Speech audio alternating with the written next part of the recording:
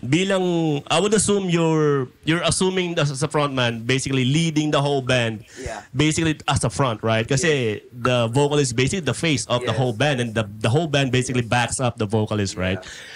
May pressure ba? Meron, laki ng pressure para sa akin kasi kailangan nire-represent ko sila eh. Oh, yun, sa shoulders mo. Yeah. Pero parang in a way na parang naman siya, hindi naman siya very parang super pressure na parang kailangan ganito ako, ganyan.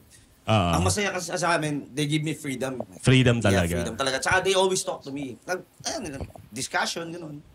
Discussion. Tsaka never akong nagkaroon ng issue sa kanila kasi dali lang sila kausap lahat eh. Actually, maganda binurotap mo yan yung issue kasi isa yan sa mga pinakamalaking killer. Not only in the band but actually in real life, hindi ba?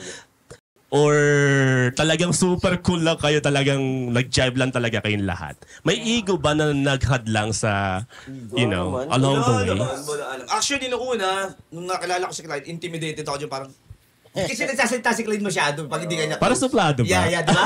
Exactly. So he would just look at you, Sorry. Hindi na kanya lang. Smile lang yan. Nakaka-intimidate si Clyde, tsaka knowing he's a producer. So, tsaka ito sila, parang sila na yung mga nauna sa seed eh. Nakaka-intimidate na parang, wow, alam mo yun? Yeah. May-impress ka talaga sa kanila with the way they work. Professional, pro na talaga. Pro, yeah. Pero, yeah, I'm happy just with them, represent them. Okay. Kung may masasabi kang isang bagay sa buong banda, ano yung masasabi mo? Thank you, brother. Thank you. Thank you lang. Kasi parang ako, hindi ko na rin na-expect na kakanta ako at this point eh. Parang puro work na lang, alam mo yun? Puro work, oo. Puro work, family, so... Humad lang ba? Yung work tapos syempre may family and then... Hindi naman. Supportive naman yung wife ko. Very supportive yung wife ko. Oh! Yes! Pwede ba natin i-bring up yung... Pwede natin siya i-bring up sa camera. Lahat naman sila mga siblings ko. Wala namang hadlang. Wala namang hadlang.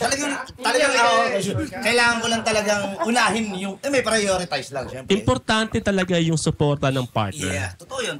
Okay. Meron ba kayong, yung partner mo, paano mo inintroduce yung ganun na, na kailangan kong gawin to? Paano kanya sinuportahan? Actually, siya pa yung nagpo-push eh. Actually, alam niya naman na mahilig na akong kumanta before. Siya nagpo-push sa'yo? Oo, siya nagpo-push na, ayun. Sabi niya, ituloy mo yung banda, yung mga ganyan. Actually, siya nga nag-push niya, punta tayo sa DM Tower. Yeah, siya talaga. Talaga? Yeah, she would always encourage me na Kasi minsan ako yung parang moody, yung parang, di ba, nakakatamad ba gano'n?